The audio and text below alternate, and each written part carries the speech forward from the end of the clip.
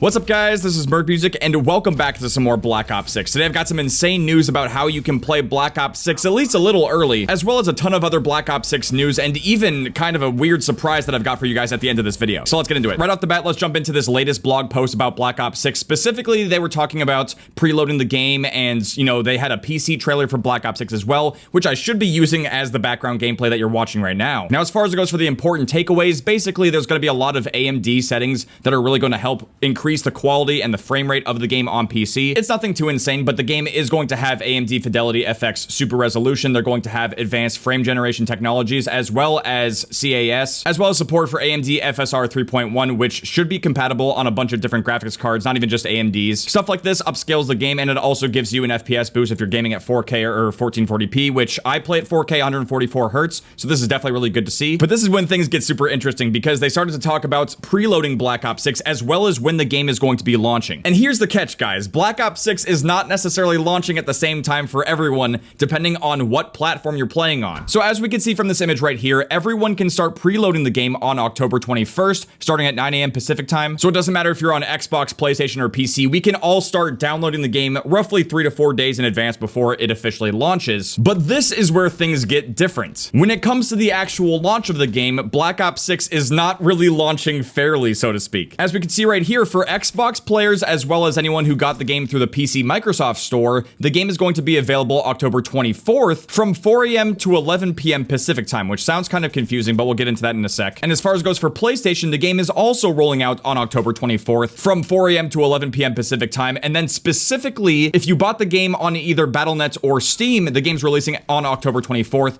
but it's locked at 9 p.m. Pacific time. Now, what exactly does this mean? This means that if you're buying Black Ops 6 on PC through Battle.net or Steam, you're hard locked to playing the game and being able to actually start your journey on Black Ops 6 at 9 p.m. Pacific time. And if you're on East Coast, that would be 12 p.m. Pacific time. It's going to be a midnight release for East Coast. But that's not how it's going to work for Xbox and PlayStation. It even has an asterisk here saying Xbox and PC Microsoft Store and PlayStation launch will be regionally rolled out. And whenever you see this sentence saying that the game is going to be rolled out regionally, you know one thing. Bitch, I'm moving to New Zealand.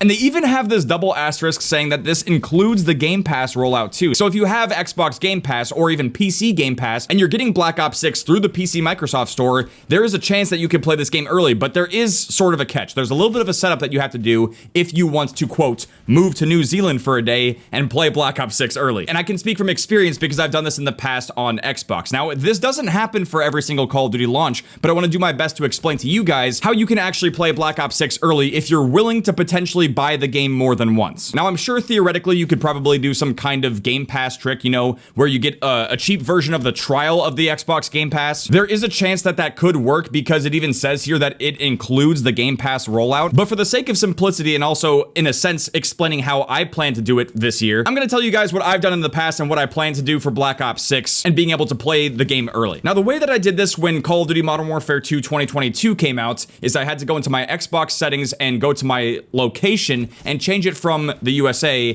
to New Zealand. There is a chance that when you go to do this that it's going to ask you to restart your Xbox. It might even want to potentially change up the languages, but I don't believe you need to change the language. You just need to change the location from wherever you live to New Zealand, unless of course you live in New Zealand. Which I think it goes without saying that if you live in New Zealand, congratulations. If you play it on Xbox, you're going to be playing early regardless. But yes, once you've changed your location and potentially restarted your Xbox, what you could do in advance, since I made this mistake before, is you should go into your payment settings and you need to try to set up an alternate billing address that actually takes place, or rather is located in New Zealand. You see, in the past, I used my default billing information and I bought Modern Warfare 2 in the Xbox store using USD, buying the game with US dollars. And for whatever reason, there was a conflict of interest there and it would not actually let me into the game and let me play it early. And this is kind of why you see people say that they're, quote, moving to New Zealand whenever they're playing these games early, is because you are going to need a physical address to use for the billing address when you go to buy the game. Otherwise, there is a chance that you might end up having to buy the game twice, or you're basically going to buy a duplicate copy. So when you go into the Xbox or Microsoft Store and you go to buy Black Ops 6, you want to make sure that you're buying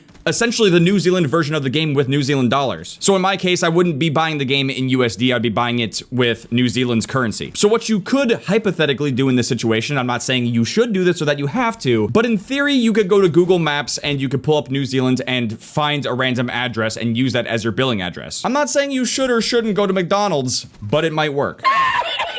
But yes, once you've bought the New Zealand edition of Black Ops 6 and you've changed your Xbox's region to New Zealand, based off of all the information that we have here, you should be able to play Black Ops 6 a little early. Now, is it worth going through the hassle of having to change your Xbox's settings and potentially buying a second copy of Black Ops 6 in order to do this? It really just depends. If you're a super laid back gamer and you're really casual, or, you know, you don't really care that much about Black Ops 6, like, yeah, you're gonna play it, but maybe you're a little skeptical or you don't care that much, then I would suggest just holding off. You don't need to do this trick. But bro, if you're like a camo grinder or you're a content creator and you want to get on this game, you want to try to stream or potentially record videos in advance, this is a great trick. It's an amazing way to be able to get on the game a little bit earlier and start to play Black Ops 6 early. This could also be really helpful for those who might want to play the campaign early, because typically when stuff like this happens, you know, if you're living in the US and you want to do the New Zealand trick, you're going to be playing on servers that might not be as good. You know what I'm saying? Like, if you try to go into multiplayer, there could be connection issues. You might have a really bad ping. So if you're someone who is potentially looking forward to playing the Black Ops 6 campaign early, this could be a really good alternative for you. You could do the New Zealand trick, you could get on Black Ops 6 early and then play the campaign, and then when the game does officially roll out, you can switch your information back, you can change your location, and then you could just play Black Ops 6 multiplayer or zombies online once it's officially out in your area. Which I do think that's worth mentioning as well. Once you do this trick to be able to play the game early, you might want to change your settings back to what they were before. Now, that's how you can do this on Xbox and the PC Microsoft Store. Now, as far as it goes for PlayStation, I don't have any personal experience doing this, so I can't fully recommend this to you guys. And from what I've heard in the past, changing your region on PS5 at least and trying to do this trick, from what I've heard, I believe it might be more difficult to do that on PlayStation versus Xbox. And as far as it goes for the PC Microsoft Store, I also don't have any experience with that as well, and I don't plan to get Game Pass or do a Game Pass trial. I'm speaking purely from experience, so I'm sorry if I can't provide you guys all the different kinds of tutorials and methods and ways to do this. If I find anything helpful or useful as far as goes for a PC Microsoft Store tutorial or PlayStation, I will link it in the description of this video so you guys can check that out. Now, as far as it goes for more Black Ops 6 and Call of Duty related news, there's been a ton of other stuff going on. Apparently, a Call of Duty Modern Warfare 3 and Halo collab was supposed to happen earlier in the year, but it got canceled before it happened. And the reasons for why it got canceled are completely unknown, but it is rumored that they were basically gonna put Master Chief as a skin into Modern Warfare 3. And man, this would have been so sick if they actually did this collab, but a lot of people, myself included, are kind of thinking that they're holding off on doing this collab until maybe Black Ops 6. Like, I don't know if they would put Master Chief in Black Ops 6. It doesn't totally line up in terms of the types of skins we might expect Black Ops 6 to get. You know what I'm saying? Like, Master Chief would kind of more or less belong in a game like Infinite Warfare, which is a much more futuristic sci-fi themed game. I don't know if it would totally make sense to put in Black Ops 6, but you never know. It could still happen, especially because Xbox and Microsoft own Call of Duty now, and they also own the Halo IP, so they could do this whenever they want to. Charlie Intel had also said that the Call of Duty app is going to be updated soon, and it's going to have a new landing page user interface ahead of Black Ops 6's launch, which should be pretty interesting. He shared this picture right here, which is a pre-release image, and it's not necessarily the final product, but this could give us a good idea of what it's going to look like. Overall, I really do hope that Black Ops 6 takes up most of the screen and most of the real estate here, but we'll have to wait and see how that turns out. Now, Call of Duty did also share this big blog post about Black Ops 6's audio and how there's a ton of different innovations coming to the game. I'm not going to dive into all the specifics and all the nitty gritty, but I will link the blog post in the description if you guys want to read more into it, but I will show you guys some of the examples that they shared. The first example is how they use spatial reverb for the voice lines in Black Ops 6. Take a listen. Destination marked.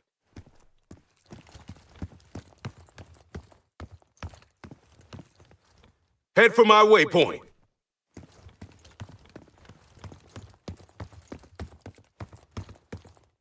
Setting rally point. Head for my waypoint.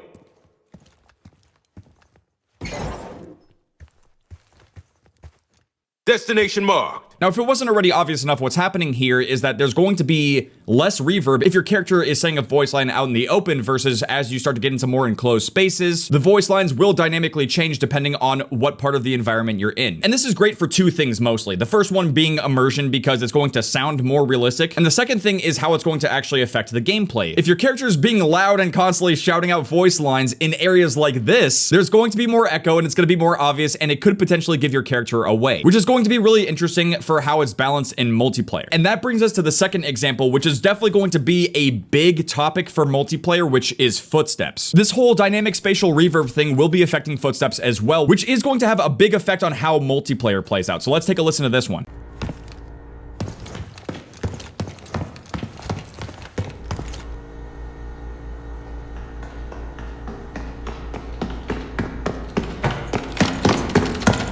What I love about this clip too is just the fact that there's like multiple bodies. Like they clearly had to do this a bunch of times. And it's really interesting too how you can see the score streaks. They look a little bit different. I personally prefer how they look in this UI compared to the beta, but yeah, as you can tell, the footsteps, they are clonking. The reverb makes it even easier to pinpoint where this person is coming from. And to be perfectly honest, I'm not exactly sure how to feel about this because I know a lot of us don't want a repeat of like, you know, Infinity Ward style games where the footsteps are super loud. It's really easy to hear where people are coming from by default, and there's not a lot of ways to counter it. Now, thankfully, we do know at this point that Black Ops 6 is going to have Ninja or Dead Silence, whatever you want to call it. It is going to be a perk in the game, so you don't have to run it as a field upgrade, which means that these loud, echoey, reverb footsteps, you should be able to reduce or eliminate your footstep sound by running Ninja or Dead Silence as a perk, which is great news because, dude, these are some super loud footsteps. But I do want to talk about footsteps a little bit more in Call of Duty because recently there has been some ridiculous stuff going on with audio equalization on PC, and I think it's even happening on consoles now. People are optimizing their audio setups to the point where the only thing that they can hear is enemy footsteps, and they can't even hear like gunshots. They can't even hear their own weapons shooting. It's getting absolutely ridiculous, and honestly, I do feel like to a degree, it's exploiting the game. I do understand that some people want to take the game as seriously as possible, especially in a competitive setting, but at the same time, if you have to alter and tweak your game settings that much to get that much of a competitive advantage,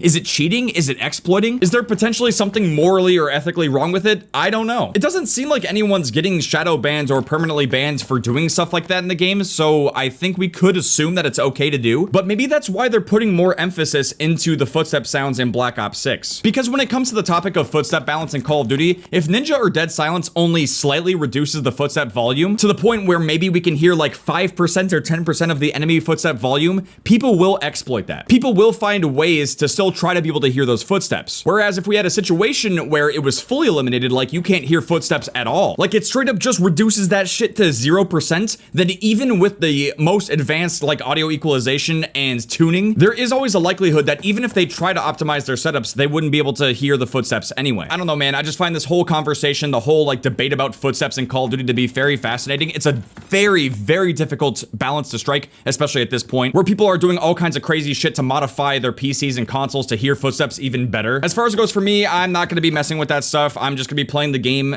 for what it is, like a normal person. Sorry for the little rant, but you know, this is some brand new information and I wanted to share my thoughts on it with you guys. They have all kinds of other stuff about the physics of sounds. There's not any audio actually attached to this, but it just kind of shows you guys the technology working in real time. I am not an audio expert with stuff like this, so I don't fully understand it. I know that's super ironic coming from Merc Music, but this has more to do with actual game design and not, you know, like audio engineering and music production. Basically what's going on here is it shows you guys where the audio source is coming from and how it actually reverberates throughout the entire environment and how much that noise is going to linger around before it eventually goes away. Really, really cool stuff. And on top of that as well, Black Ops 6 is going to have a lot of accessibility support for those with different hearing impairments. There's going to be a brand new setting for asymmetrical hearing compensation. It says it's a custom audio profile to adjust the intensity of selected frequencies for each ear to compensate for the differences in hearing sensitivity. You can actually configure the frequency intensity, which is kind of insane because if you do this kind of goes back to what I was mentioning earlier about audio equalization. People could use this to boost the certain frequencies, especially when it comes to the frequency that the footstep sounds make. So we'll have to see how this plays out. Some people might genuinely need this as an accessibility setting, and other people might exploit it. Now, even though this doesn't directly pertain to Call of Duty, and especially not Black Ops 6, I did want to cover this, which recently got posted by Charlie Intel, saying that there's a new rumor that's claiming that Ubisoft may shut down XDefiant after its upcoming Season 4 releases as the game has failed to retain players. Now, right out the bat, I know that's going to sound pretty shocking, but there's a couple things that I want to say. The first thing is that I went to the article where this was first posted, and it doesn't specifically mention anything about the game actually shutting down. There have been some rumors out there that the game was going to get shut down by Season 3 because XDefiant was apparently struggling to maintain and retain players. However, when it comes to these rumors, they just say that they've heard this from multiple sources, but they're not naming the actual sources themselves, which is definitely a little sus. And as I was scrolling, I noticed that there's an even more recent update coming from Mark Rubin himself. He had tweeted, "To be crystal clear, there are no plans to shut down after Season 4. I've literally been in meetings as of last week to discuss our Year 2 plans. But right now we are super focused on improving the technical experience, which includes netcode, and adding more content for Seasons 3 and 4. We have done very little marketing, so yes, our numbers are down, but that is just to give the team the time to get the game in a better place before we do bigger spends on marketing to bring new players to the game and to bring back players that have left. So there you go. Those are the words from the legend himself. XDefiant is not shutting down after season 3 or season 4. And ultimately, when it comes to rumors like this, my thoughts on it is that if there's not an actual credible source, or if you can't pinpoint this back to an actual person that is known to be sharing information like this, it's potentially likely that someone essentially just made it up. I don't really know if this is something that's been done maliciously, you know, like if it's something that's meant to degrade XDefiant and to, in a sense, smear the game. You know what I'm saying? To try to dissuade players from getting back on the game and playing it. Because typically in the gaming space, if people hear that a game is dying or that a game is dead, they are less likely to want to get back on and play it. And I can tell you guys from experience, I've been playing XDefiant on stream here and there, and all of these talks about the game being dead or there being less players, it doesn't really feel like that. I'm still matchmaking super fast. I'm finding games at a really fast pace because there's no skill-based matchmaking. And on top of that as well, the netcode has been feeling better. They've definitely been making improvements, and overall, XDefiant is still feeling really good. And I would imagine that the XDefiant team is probably going to be pumping the brakes and letting Black Ops 6 have their moments because the game's going to be launching. It's going to be a huge hit. We can already tell from the pre-order numbers. It's very, very obvious that a lot of people are excited for Black Ops 6. So I feel like it makes the most amount of sense for XDefiant to kind of like step away for a bit, let Black Ops 6 launch, let people have the honeymoon phase of Black Ops 6. And then when things start to die down a little bit for Black Ops 6, I would imagine that's when they're going to start doing more marketing for XDefiant. Okay, so I forgot to mention this in the first recording, but I did want to add this in here. I really do think that Ubisoft and XDefiant should consider putting the game on Steam. I've been seeing this suggestion pretty much everywhere, and I really do think it could be a smart strategy if they want to increase the player counts and make the game more accessible. Without a shred of a doubt, Steam has the largest part of the PC player base, and XDefiant is a free-to-play game. However, at the time of making this video, XDefiant is only available to play if you have Ubisoft Connect, which is a separate launcher. And I do feel strongly that for the long-term success of XDefiant, it would make a ton of sense to consider putting the game on Steam. Now, as far as it goes for me personally, I really enjoy playing Call of Duty. I really enjoy playing XDefiant. You know, you can enjoy more than one thing at the same time. I know it's crazy, but yes, it is possible. I don't want Black Ops 6 to kill XDefiant, and I don't want XDefiant to kill Call of Duty. Overall, both games are going to offer pretty different experiences at this point, and I would just say go ahead and play whichever one you enjoy playing the most. But speaking of marketing, I do have one more little secret for you guys in this video. www.merkmusic.com. That's right, guys. I'm going to be launching my own website starting next Tuesday, so keep checking on it to see when it goes live. But aside from that, that's all I've got for you guys as far as it goes for Black Ops 6 news as of now. So thank you guys very much for watching. I really do hope you guys enjoyed this Black Ops 6 video. If you guys did, make sure to drop a like and subscribe if you want to see some more Black Ops 6 stuff. I'll see you guys later. Come. Train good.